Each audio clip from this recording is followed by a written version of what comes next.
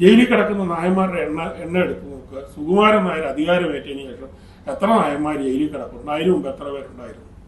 സാംസ്കാരിക നായകന്മാരെന്നുള്ള വാക്ക് പിന്നെ ലോപിച്ച് ഞങ്ങൾ സ്കൂൾ ഓഫ് ഡ്രാമയിൽ ചിലർ പറയും സാംസ്കാരിക നായന്മാർ എന്ന് പറയുന്ന പോലെ. സാംസ്കാരിക നായന്മാരിൽ നിന്ന് ഒരു നേരത്തെ ഉപ്പിനും മുളകിനും ഒക്കെ വേണ്ടി പിടിച്ചു പറിക്കുന്ന നായന്മാരിലേക്ക് നായർ സമുദായം ഇത്രയും അധപ്പതിച്ചത് ഈ മനുഷ്യന്റെ കാലത്തല്ലേ.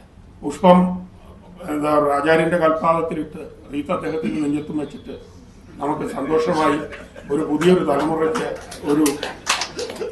മുന്നോട്ടുള്ള ഒരു പോക്കിന് ഒരാക്കം കൂട്ടണം. നായന്മാരെ കുറിച്ച് എൻ്റെ അച്ഛൻ പറഞ്ഞ ഒരു കഥയാണ് എനിക്ക് ഓർമ്മ വരുന്നത്.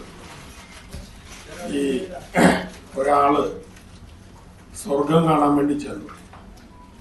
അപ്പൊ ചെന്നപ്പോ അവിടെ ഈ മുസ്ലിങ്ങളെ മുഴുവൻ ചങ്ങലയിൽ ഇങ്ങനെ കെട്ടി ഇങ്ങനെ ഇട്ടിട്ട് വലിയൊരു കുറ്റിയിലടിച്ചിരിക്കുക. ക്രിസ്ത്യാനികളെ ഇതുപോലെ ചങ്ങലയിൽ ഇങ്ങനെ കെട്ടിയിട്ടിട്ട് ഒരു കുറ്റിയിലടിച്ചിട്ടിരിക്കുക. അങ്ങനെ ഓരോ സമുദായങ്ങളെ ഇങ്ങനെ ചങ്ങല കെട്ടി ഇടിച്ചിരിക്കുക. നായന്മാരെ മാത്രം ഒരു തെങ്ങും കുഴി വെറുതെ ഇട്ടിരിക്കുക. അപ്പോൾ തന്നെ ഈ ചെന്ന ആള് മറ്റേ ദേവേന്ദ്രനോട് ചോദിച്ചു, ഇതൊരു മര്യാദകേടായിപ്പോയി. കാര്യം ഇവന്മാര് നാട്ടിലും ഭയങ്കര ഒരുപാട് അംഗീകാരങ്ങളും ഒരുപാട് അധികാരങ്ങളൊക്കെ ഇവർക്കുണ്ട്. അപ്പൊ ഇവരെ ഇങ്ങനെ ഒരുപാട് ആനുകൂല്യങ്ങൾ കൊടുത്തിങ്ങനെ ഇട്ടിരിക്കുന്നത് മോശമായിപ്പോയി എന്ന് പറഞ്ഞപ്പോ ദേവേന്ദ്രൻ പറഞ്ഞു, അതുകൊണ്ടൊന്നും ആനുകൂല്യം കൊടുത്തതൊന്നുമല്ല. ഏതെങ്കിലും ഒരുത്തൻ ആ തെങ്ങെ കൂടെ വലിഞ്ഞു കയറി രക്ഷപ്പെടാൻ നോക്കിയാൽ മറ്റൊരു കാര്യം വലിച്ച് താഴെയിട്ടുള്ളൂ. എപ്പോ നോക്കിയാലും എണ്ണം കൃത്യമായിരിക്കും. അതുകൊണ്ട് ചങ്ങലയുടെ കുറ്റിയുടെ കാശ് കളയണ്ടെന്നോർത്ത് മാത്രമാണ് അവരത്തേക്ക് കുഴിയിട്ടത്. ഗണേശേട്ടൻ പറഞ്ഞു നിർത്തിയത് അവിടെയാണ്. നമ്മൾ പരസ്പരം കാല് വലിക്കാതെ ഇപ്പോ ഒരു ഒറ്റക്കെട്ടായിട്ട് മുന്നോട്ട് പോകേണ്ട ഒരു സമയമാണ്. ഈ ചങ്ങനാശ്ശേരി പോയാൽ പിന്നൊരുത്തിനും അങ്ങോട്ട് പോവുകയില്ല എന്ന് അദ്ദേഹം പറഞ്ഞൊരു വാചകം എൻ്റെ ജീവിതത്തിൽ ഒരു പ്രാവശ്യം പോയിട്ടുള്ളൂ. അതൊരു 3-4 വർഷം മുമ്പാണ്. ഞാൻ ചങ്ങനാശ്ശേരിയിൽ ഒരു ആവശ്യത്തിന് പോയപ്പോൾ എൻ്റെ ഒരു സുഹൃത്ത് എൻ്റെ കൂടെ വണ്ടിയൊക്കെ കയറി. ഞാൻ എവിടെ പോകും? അല്ല ചുമ്മാ ഞാൻ തിരുവല്ലയ്ക്കാണ് പോകുന്നത്. അപ്പൊ ഇദ്ദേഹം കയറി ചങ്ങനാശ്ശേരിയൊക്കെ അടുത്തായപ്പോൾ ഇവിടെ ഒന്ന് കയറിയിട്ട് പോകാം. ഞാൻ പറഞ്ഞു ഞാനിതിനെ കയറുന്നത് എനിക്കൊരു താല്പര്യമില്ലാത്തൊരു സ്ഥലമാണത്, അതുകൊണ്ട് എനിക്ക് അങ്ങോട്ട് വരേണ്ട ഒരു ആവശ്യമില്ല. അല്ല എങ്കിലും ഒന്ന് ചുമ്മാ ഈ പുള്ളിക്ക് അവിടെ എൻ്റെ സഹായിക്കാനുണ്ട്. അങ്ങനെ ആ പുള്ളി എന്നെ ആനയായിട്ട് എൻ്റെ കൊമ്പയിലൊക്കെ പിടിച്ചു കൊണ്ട് ചെല്ലാമല്ലോ എന്ന്. അങ്ങനെ പുള്ളി അവിടെ ചെന്നു. ഉടനെ താഴത്ത് ഇങ്ങനെ കുറച്ച് ആൾക്കാരുണ്ട്, ശിങ്കിഡീസ്. അപ്പൊ ഇവരെല്ലാവരും പെട്ടെന്ന് എന്നെ കണ്ടുടനെ അവിടുന്ന് ഇവിടുന്ന് ഒക്കെ എല്ലാവരും വന്നു അവിടെ വട്ടത്തിലിരുന്നു. എല്ലാവരും കൂടെ കഴിഞ്ഞ് പറഞ്ഞു, ജനറൽ സെക്രട്ടറി അദ്ദേഹം മേലിലുണ്ട്, അനൂപ് ഒന്ന് കണ്ടിട്ട് പോകും, അദ്ദേഹത്തിന് വലിയ സന്തോഷമാവും. ഞാൻ പറഞ്ഞു എനിക്ക് ഒരാവശ്യമില്ല, എനിക്ക് ഇവിടെ വരേണ്ട ആവശ്യമേ ഇല്ല. അപ്പൊ ഇദ്ദേഹം വന്നത് കൊണ്ട് ഞാൻ അപ്പൊ പിന്നെ അവൻ പറഞ്ഞതാ ഒന്ന് കണ്ടേക്കാം. അപ്പൊ ആ കാണുന്ന കൂട്ടത്തിൽ ഇവന്റെ കാര്യം അവതരിപ്പിക്കാം. ശരി എന്ന് പറഞ്ഞ് ഞാൻ പിന്നെ മനസ്സോടെ സ്റ്റെപ്പ് കയറി മേളിച്ചത്. അപ്പൊ മേളിലൊരു കിങ്കരൻ മുറിയുടെ പുറത്ത് നിൽപ്പുണ്ട്. അദ്ദേഹം ചേട്ടാ എന്നോട് സുഖമാണോ എന്നൊക്കെ ചോദിച്ചു, ഏതാ സിനിമ എന്നൊക്കെ ചോദിച്ചു, വർത്താനമൊക്കെ പറഞ്ഞു. ഇവൻ നേരെ അകത്തേക്ക് പോയി. ഒരു ഗ്ലിങ് അടിച്ചപ്പോഴത്തേക്ക് ഇവൻ അകത്തേക്ക് പോയി. അകത്തേക്ക് പോയി കഴിഞ്ഞ് 3/4 മണിക്കൂർ കഴിഞ്ഞാണ് ഈ കിങ്കരൻ വന്നത്. കിങ്കരൻ വന്നിച്ച് പറഞ്ഞു അദ്ദേഹം ഊണ് കഴിക്കാൻ പോവുകയാണ്. അപ്പോൾ ഏതായാലും വന്നതല്ലേ, ഇനി അവൻ്റെ എന്തെങ്കിലും കാര്യം നടന്നോട്ടെ. ഞാനും പുറത്തിരുന്നു. ഊണ് ഒരു 3/4 മണിക്കൂർ എടുത്തൊരു ഊണുമൊക്കെ കഴിഞ്ഞ് അത് കഴിഞ്ഞപ്പോൾ കിങ്കരൻ വന്ന് പറയണു ഇനി അദ്ദേഹം ഉറങ്ങാൻ പോവുകയാണ്, 5 മണിക്ക് ശേഷം കാണാൻ പറ്റുള്ളൂ. ആ സമുദായ അംഗമായിട്ടുള്ള ഒരു നാട്ടിലെ ഉത്തരവാദിത്തപ്പെട്ട ഒരു സമൂഹത്തോട് പ്രതിബദ്ധതയുള്ള ഒരു കലാകാരനായ അനൂപ് ചന്ദ്രനെ പോലത്തെ ഒരു മനുഷ്യൻ അവിടെ ചെല്ലുമ്പോൾ അതിൻ്റെ നേതാവായിട്ടിരിക്കുന്ന ഒരു മനുഷ്യൻ ഇങ്ങനെയാണല്ലോ പെരുമാറിയത് എന്നോർത്ത് ഞാൻ ഡോറ് തുറന്നു വെച്ച് നിങ്ങളെ കാണാനല്ല ഞാൻ വന്നത്, ഞാൻ വേറൊരു വഴിക്ക് പോയതാണ്. എൻ്റെ ഗതികേട് കൊണ്ട് ഇങ്ങനെ വരേണ്ടി വന്നു. ചില കൊള്ളയില്ലാത്തക്കാരെയും ചില കൊള്ളാത്ത സാഹചര്യത്തൊക്കെ നമ്മൾ ചെന്ന് പെടുമല്ലോ. അങ്ങനെ വന്നതാണെന്ന് പറയണമെന്ന് ആഗ്രഹമുണ്ടായിരുന്നു, മിണ്ടിയില്ല. അങ്ങനെ ഇരിക്കുമ്പോഴാണ് സുരേഷ് ചേട്ടനെ അവിടെ നിന്ന് ഇറക്കി വിട്ട ഒരു സംഭവം വന്നു. അപ്പോ അതെ, അപ്പൊ ഞാൻ അതും കഴിഞ്ഞ് സുരേഷ് ഗോപി ചേട്ടനെ ഇറക്കി വിട്ടു. അത് ഭയങ്കര വിവാദമായി. അതിന്റെ ഒരു 4-5 ദിവസം കഴിഞ്ഞപ്പോഴാണ് ഞങ്ങളുടെ അമ്മ അസോസിയേഷന്റെ വാർഷിക പൊതുയോഗം നടക്കുന്നു. സിനിമാ നടന്മാരോടൊക്കെ ഇതിനെക്കുറിച്ച് ചോദിച്ചപ്പോൾ എല്ലാവരും അയ്യോ ഒന്നുമില്ല എന്നൊക്കെ പറഞ്ഞൊക്കെ വളരെ ഭവ്യമായിട്ടൊക്കെ കയറിപ്പോകുമ്പോഴാണ് ഞാൻ ചെല്ലുന്നത്. കിട്ടിയ നല്ല അവസരമാണ്. ഞാൻ അപ്പം തന്നെ എടുത്ത് പറഞ്ഞു, സർവ്വനായരുടെയും ഗുണവും പിഴിഞ്ഞ് കുടിച്ച് ഇനിയും ബാക്കി അവനിൽ എന്തെങ്കിലും അവശേഷിക്കുന്നുണ്ടോ അതും കൂടെ മേടിച്ച് തിന്നാനായിട്ട് അച്ചിവിടാണോ അയാളുടെ ചങ്ങനാശ്ശേരി എന്നൊരു ചോദ്യം ഞാൻ അവിടെ വെച്ച് ചോദിച്ചു. പിറ്റേ ദിവസം മുതൽ നാട് മുഴുവനുള്ള നായന്മാരുടെ ഊമക്കത്തുകൾ എനിക്ക് വരികയാണ്. അഡ്രസ്സില്ല. അയ്യോ ഇയാൾ അവിടുത്തെ കോളേജ് വിറ്റു, ഇവിടെ കൊണ്ടുവരുന്നത് 12 ഏക്കർ സ്ഥലം വിറ്റു. അയ്യോ അവിടെ ഉണ്ടായിരുന്ന ഒരു മണ്ണ് ഞാൻ ചേർത്തല NS കോളേജിലാണ് പഠിച്ചത്. NS കോളേജിലെ മുഴുവൻ മണൽക്കൂനകളായിരുന്നു, മൊത്തം വിറ്റു. ഇപ്പൊ അവിടെ 1400 പിള്ളേർ പഠിച്ചുകൊണ്ടിരുന്നിടത്ത് കഴിഞ്ഞ വർഷത്തെ ആർട്സ് ക്ലബ് ഉദ്ഘാടനം ചെയ്യാൻ വേണ്ടി ഞാൻ ചെന്നപ്പോൾ 230 പേരേ ഉള്ളൂ. വലിയ താമസമില്ലാതെ അതും പൂട്ടും. അങ്ങനെ പൂട്ടി ഓരോന്ന് വരികയാണ്. ഇങ്ങനെ ഇതൊക്കെ ആയിട്ട് ഇങ്ങനെ നിൽക്കുമ്പോഴാണ് എൻ്റെ വിവാഹം വരുന്നത്. അപ്പോൾ ഞാൻ ചെന്നൊരു പെൺകുട്ടിയെ കണ്ടു. ഒരു കർഷകയാണ്. അത് അത്യാവശ്യം കമ്പ്യൂട്ടർ സയൻസ് വിദ്യാഭ്യാസമുണ്ട്, PG ഒക്കെ വിദ്യാഭ്യാസമുണ്ട്. അപ്പം ഇതിനെ കൂടെ ബഹുമാനിക്കുന്ന ഒരാളായിപ്പോയി നിന്ന മനസ്സിൽ പെട്ടെന്നൊരാഗ്രഹം കെട്ടിയേക്കാം എന്നുള്ളൊരു ആലോചന വന്നപ്പോഴത്തേക്കാണ് എൻ്റെ ചേട്ടൻ പറഞ്ഞു, ഇവളുടെ അച്ഛൻ ഇവിടുത്തെ NSSന്റെ കരയോഗത്തിൻ്റെ സെക്രട്ടറി ആയിരുന്നു. അതുകൊണ്ട് ഈ കരയോഗം നമ്മുടെ കരയോഗം സഹകരിച്ചില്ലെന്നുണ്ടെങ്കിൽ ഈ കല്യാണം അലസിപ്പോവാൻ സാധ്യതയുണ്ട്. അതുകൊണ്ട് നമ്മൾ എന്ത് ചെയ്യും? ഞാൻ പറയാം, നീ എന്തെങ്കിലും ചെയ്യുമെന്ന് പറഞ്ഞു. ആവക്കോട്ടെ NSS കരയോഗത്തിന് ഞങ്ങളുടെ 786 ശാഖയിൽ കൊണ്ടൊരു കരയോഗത്തിൽ കൊണ്ടുവന്നൊരു അപേക്ഷ കൊടുത്തു. ഉടനെ ഞങ്ങളുടെ കരയോഗക്കാർ നേരെ കേന്ദ്രത്തിൽ തമ്പുരാനെ വിളിച്ചു. ഇങ്ങനെ അനൂപേന്ദ്രന്റെ കല്യാണമാണ്, നമുക്കിങ്ങനെ നമ്മൾ ഈ ഒരു അപേക്ഷ ചേട്ടൻ കൊണ്ട് തന്നിട്ടുണ്ട്, എന്ത് ചെയ്യണം? അപ്പോൾ മൂപ്പര് പറഞ്ഞ മറുപടി എന്നെ ഭയങ്കരമായി ചിരിപ്പിച്ചു. അവന് പറ്റുമെങ്കിൽ ഒരു പെണ്ണിനെ കൂടെ കെട്ടിക്കൊടുക്കാൻ,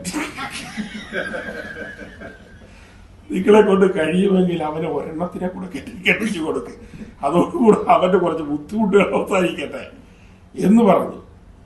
ഇതുകൂടാതെ ഞാൻ പണ്ട് SFI രംഗത്ത് സജീവമായിരിക്കുന്ന സമയത്ത് പന്തളത്തുള്ള എൻ്റെ ഒരു സുഹൃത്തിന് അദ്ദേഹത്തിൻ്റെ സഹോദരിക്കൊരു അഡ്മിഷൻ വേണം. അങ്ങനെ അഡ്മിഷനുമായിട്ട് ബന്ധപ്പെട്ട് പന്തളത്ത് ശിവൻകുട്ടി എന്ന് പറയുന്ന അദ്ദേഹം അല്ലേ, അദ്ദേഹത്തിൻ്റെ അടുത്ത് ചെന്ന് കരയോഗത്തിൽ ചെന്ന് ഒരു കത്തുമൊക്കെ മേടിച്ച് പന്തള NS കോളേജ്.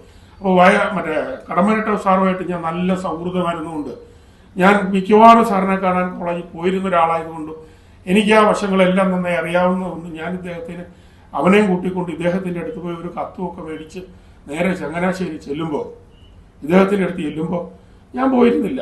ഞാൻ ഇദ്ദേഹത്തിൻ്റെ എൻ്റെ സുഹൃത്തുക്കളെയും കൂടെ കൂട്ടി ഞാൻ ദൂരെ നിന്ന് ആക്ഷൻ മാത്രമേ കാണുള്ളൂ. ഇങ്ങനെ അവിടെ നിന്ന് ഒരു കാറിൻ്റെ സൈഡിലേക്ക് നിൽക്കുക, ചെന്ന് പുലഭ്യമാണ് അവനെ പറയുന്നത്. ശിവൻകുട്ടി, അവനാരാ? ശവൻകുട്ടിയോ? ഏത് ശിവൻ? ഒരു മോക്ഷം ചീത്ത പറഞ്ഞ് അവരെ പറഞ്ഞു വിട്ടു. കരയോഗാംഗമാണ്. ഇത് കഴിഞ്ഞ് പുറത്തേക്ക് ഇറങ്ങി ഞങ്ങൾ 3 പേരും കൂടെ ഇങ്ങനെ ആലോചിച്ച് എന്ത് ചെയ്യുമെന്ന് ആലോചിച്ചുകൊണ്ട് നിൽക്കുമ്പോഴാണ് നമ്മുടെ വളരെ പ്രിയങ്കരനെ വേറൊരു സുഹൃത്ത് ഒരു പയ്യൻ വന്നു. അവനോടത്തെ KSUവിൻ്റെ വലിയ നേതാവാണ്. അതിന് അഡ്മിഷൻ വേണം. ഞാൻ പറഞ്ഞു വേണം, അത്യാവശ്യമാണ്, ആ പെൺകുട്ടിക്ക് മേടിച്ചു കൊടുക്കണം. എങ്കിലും ഒരാളുടെ ഒരു കത്തൊന്നും വേണ്ട, നിങ്ങൾ അവിടെ ചെന്ന് പറഞ്ഞ് പുള്ളി മേടിച്ചു തരുമെന്ന് പറഞ്ഞു. EJ കുര്യൻ എന്ന് പറഞ്ഞ മനുഷ്യൻ്റെ ഞങ്ങൾ ചെന്നു. ആ പുള്ളി അവിടെ നിന്നുകൊണ്ട് നേരെ ഈ പന്തള NS കോളേജിലെ പ്രിൻസിപ്പലിനെ നേരിട്ട് ഒറ്റ വിളിയാണ്. അതൊക്കെ ഞാൻ പറഞ്ഞെന്ന് പറഞ്ഞാൽ അഡ്മിഷൻ കൊടുക്കും കേട്ടോ. ഞങ്ങൾ ചെന്നപ്പോൾ പുല്ല് പോലെ അഡ്മിഷൻ തന്നു. റോൾ നമ്പർ വരെ എനിക്ക് ആ പെൺകുട്ടിയുടെ അറിയാം. പുല്ല് പോലെ അഡ്മിഷൻ തന്നു. പട്ടിയുടെ വില പോലും വയ്ക്കാത്ത രീതിയിൽ അഡ്മിഷൻ തന്നു. ഒരു സമുദായത്തെ ഈ രീതിയിൽ നികൃഷ്ടമായ ഒന്ന് ആലോചിച്ച് നോക്കുക. ജയിലിൽ കിടക്കുന്ന നായന്മാരുടെ എണ്ണ എടുത്ത് നോക്കുക. സുകുമാരൻ നായർ അധികാരമേറ്റതിന് ശേഷം എത്ര നായന്മാർ ജയിലിൽ കിടക്കുന്നുണ്ട്? അതിനു മുമ്പ് എത്ര പേരുണ്ടായിരുന്നു? സാംസ്കാരിക നായകന്മാരെന്നുള്ള വാക്ക് പിന്നെ ലോപിച്ച് ഞങ്ങൾ സ്കൂൾ ഓഫ് ഡ്രാമയിൽ ചിലർ പറയും സാംസ്കാരിക നായന്മാർ എന്ന് പറയുന്ന പോലെ. സാംസ്കാരിക നായന്മാരിൽ നിന്ന് ഒരു നേരത്തെ ഉപ്പിനും മുളകിനും ഒക്കെ വേണ്ടി പിടിച്ചു പറിക്കുന്ന നായന്മാരിലേക്ക് നായർ സമുദായം ഇത്രയും അധപ്പതിച്ചത് ഈ മനുഷ്യന്റെ കാലത്തല്ലേ. അതുകൊണ്ട് അങ്ങനെ ഇരിക്കുമ്പോഴാണ് ഒരു ഊമക്കത്ത് പോലെ ഒരു കോള്, ബ്രിഗേഡിയറിന്റെ ഒരു ഫോൺ കോൾ എനിക്ക് വരുന്നത്. അനൂപെ, ഞാനിങ്ങനെ ഒരു സംഭവമാണ്, ഞാൻ പറഞ്ഞു ചെയ്തു കൊടുക്കുക, ഞാനുണ്ടാവും, ഞാൻ വരാം. അദ്ദേഹം മാത്രം അദ്ദേഹത്തിന്റെ പേര് പറഞ്ഞുകൊണ്ട് എന്നെ വിളിച്ചു. ഇത് ഗണേശൻ പറഞ്ഞല്ലോ, ഇതൊരു പോരാട്ടമാണ്. ഒരു സമുദായം, അന്തസ്സായ ഒരു സമുദായം, അന്തസ്സായിട്ട് ജീവിക്കേണ്ട ഒരു സമുദായം, അന്തസ്സായിട്ട് നാടറിഞ്ഞ് ജീവിക്കേണ്ട ഒരു സമുദായം, ഇത്രയും നമ്മുടെ ഈ കേരളത്തിന്റെ സാംസ്കാരിക തനിമയെ ഇത്രയും നിലനിർത്തിയ ഒരു സമുദായം വേറെ ഏതാണുള്ളത്? എടുത്തു പറയാൻ ഏത് സമുദായമാണ്? അത്രമേൽ അറിവും പാണ്ഡിത്യവും സാമൂഹിക സാഹോദര്യവും ഒക്കെയുള്ള ഒരു സമുദായം. ഈ സമുദായത്തെ ഇങ്ങനെ അധപ്പതിപ്പിക്കാൻ അനുവദിക്കരുത് എന്ന് മാത്രം നിങ്ങളോട് ഓരോരുത്തരോടും അഭ്യർത്ഥിച്ചുകൊണ്ട് ഈ പുസ്തകം എന്താ പറയുക, നമ്മുടെ ഒരു സ്വാതന്ത്ര്യ പ്രഖ്യാപനത്തിന് മാക്സിം ഗോർക്കിയുടെ റഷ്യൻ വിപ്ലവത്തിന് മാക്സിം ഗോർക്കി അമ്മ എന്ന് പറഞ്ഞൊരു പുസ്തകം എഴുതിയതുപോലെ ഈ NSSന്റെ ഒരു നവീകരണത്തിനുള്ള ഒരു പോരാട്ടത്തിനുള്ള നമ്മളുടെ ഒരു പ്രൊപ്പഗാൻഡയായിട്ട് ഈ പുസ്തകം മാറണം. ഇത് നമ്മുടെ ഒരു വിളംബരമായി മാറണം എന്ന് മാത്രം നിങ്ങളോട് ഓരോരുത്തരും അഭ്യർത്ഥിച്ചുകൊണ്ട് ഈ ഒരു പോരാട്ടത്തിൽ എല്ലാവരും ഒറ്റക്കെട്ടായിട്ട് നിൽക്കണം. നായർ സമൂഹം ഒറ്റക്കെട്ടായിട്ട് നിലകൊണ്ടുകൊണ്ട് ഈ സമൂഹത്തിന്റെ മാനവികത തിരിച്ചു പിടിക്കാൻ നമുക്കൊരു കാരണമാവണം. കാര്യം ഞാനിത് വരാനുള്ള ഏറ്റവും പ്രധാനപ്പെട്ട കാരണം NSSന്റെ ഒരു വീഴ്ച തുടങ്ങുന്നത് കിടങ്ങൂർ അദ്ദേഹം സിംഗപ്പൂർ ഹൈക്കമ്മീഷണറായി പോയപ്പോൾ മുതലാണ് ഇതിൻ്റെ ഒരു പതനം ആരംഭിക്കുന്നത്. അതിന്റെ പിന്നിൽ ചില ദുഷ്ട ചിന്തകൾ വേറെയും ചില ആൾക്കാരുടെ വശത്തുനിന്നുണ്ടായിരുന്നു. അന്ന് NSSന്റെ പ്രസിഡന്റായിരുന്ന അഡ്വക്കേറ്റ് ശിവശങ്കർ പണിക്കർ എന്ന് പറയുന്നത് എൻ്റെ അപ്പൂപ്പൻ്റെ അനിയനാണ്. ഏതെങ്കിലും ഒരു ബുദ്ധിമോശത്തിലായിരിക്കാം ഒരുപക്ഷെ അന്ന് അവരൊക്കെ അങ്ങനെ ആ സ്ഥാനങ്ങൾ ഇത്രയും പരിഭാവനമായിട്ട് സ്ഥാനങ്ങൾ കിട്ടും. ഒരു അഡ്വക്കേറ്റ് ജനറലായിട്ടോ അല്ലെങ്കിൽ ഒരു സിംഗപ്പൂർ ഹൈക്കമ്മീഷണറായിട്ടോ ഒക്കെ പോകാനുള്ള ഒരു ബുദ്ധിമോശം അവർക്ക് എന്തുകൊണ്ട് തോന്നി എന്നെനിക്കറിയില്ല. ഒരുപക്ഷെ ആ ഒരു നല്ല വീണ്ടും ഒരു തിരിച്ചുവരവിന് ഒരുപക്ഷെ അദ്ദേഹമായിരിക്കാം എന്നെ ഇങ്ങോട്ട് പറഞ്ഞു വിട്ട, മോനെ നീ കൊടുന്നു പോ എന്ന് പറഞ്ഞു വിട്ടത്. അതുകൊണ്ടാണ് ഒരുപക്ഷെ ഞാനും കൂടെ ഈ ഒരു സമരത്തിൽ പങ്കാളിയാകാൻ വന്നത്. ഇത് ഗൗരവമായി ആലോചിക്കുന്നുണ്ട്. ഇവിടെ അങ്ങോട്ട് അവസാനിക്കേണ്ടതല്ല. ഇതിനൊരു കമ്മിറ്റി ഉണ്ടാവണം. ആ കമ്മിറ്റി സജീവമായി പ്രവർത്തിക്കണം. വൈക്കം മുതൽ ചങ്ങനാശ്ശേരി വരെ ഗണേശൻ പറഞ്ഞ പോലെ ഒരു പുഷ്പാർച്ചനയുമായി പോകണം. ആ പറ്റുമെങ്കിലും റീത്തും കൂടെ നമ്മൾ സംഘടിപ്പിച്ചോളൂ.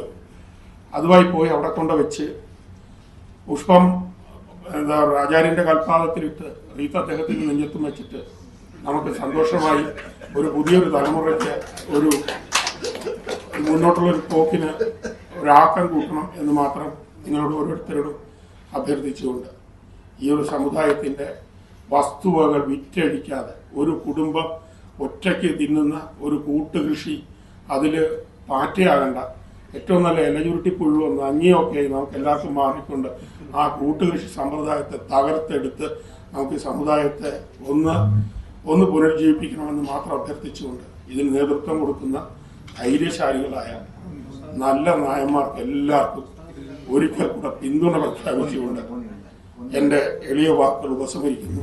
ഈ പുസ്തകം ഇന്ന് ഈ കാർമ യാത്രയിൽ ഞാൻ വീട്ടിൽ ചെല്ലുന്നതിന് മുമ്പ് തന്നെ ഞാനിത് വായിച്ചിരിക്കും. ഞാനത് ഉറപ്പായും ഉടനെ തന്നെ എൻ്റെ അഭിപ്രായം അദ്ദേഹത്തെ വിളിച്ചറിയിക്കും. ഈ പുസ്തകം പരമാവധി ആളുകളിലേക്ക് എത്തിക്കുക, കരയോഗ അംഗങ്ങളിലേക്ക് എത്തിക്കുക. നമുക്ക് ഒറ്റക്കെട്ടായിട്ട് മുന്നോട്ട് പോകാം എന്ന് മാത്രം അഭ്യർത്ഥിച്ചുകൊണ്ട് ഞാൻ എൻ്റെ എളിയ വാക്കുകൾ ഉപസംഹരിക്കട്ടെ. നന്ദി, നമസ്കാരം.